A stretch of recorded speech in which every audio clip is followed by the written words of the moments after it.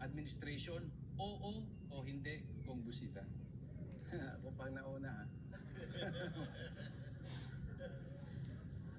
Kung ang titingnan ko po ay pananaw ng taong bayan, ako po ay naniniwala na hindi failure. Bagamat lahat po ng programa at proyekto hindi na perfecto.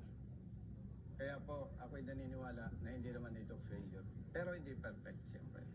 Hindi lang masasabi hindi failure, no, kundi success talaga. Kasi tingnan mo wala kang makikita na ako po hindi ako pro Duterte ha.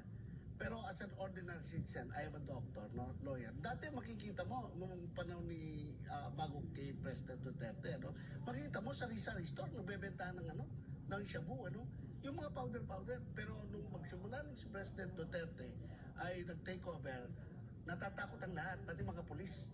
No? So, that is the kind of leadership that we want.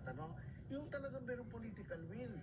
Sa community ng former president at nakikita ko ang daloy ng mga usapin, pag-uusap, mga guidance. Para sa akin, ito ay successful. Meron lang kulang. At itong kulang na to ay dapat maisabuhay ng lahat na public servants. Kasi anong magawa ng presidente kung hindi marunong sumunod yung iba? It should be a whole of nation, whole of government approach. Ibig sabihin, from the very start, the three branches of government must be collaborating together. Ang ating mga naggumagawa ng batas, dapat they got busy in reinforcing inactive laws to make the war on drugs very, very successful. Ganon din ang ating judiciary sa kanilang activeness sa pagpanis yung nag-aabuso. Noon pa man. Hindi lang ngayon na mayroong investigasyon, kundi noon pa man. So importante rito ang coordination. Pero it is a successful war on drugs.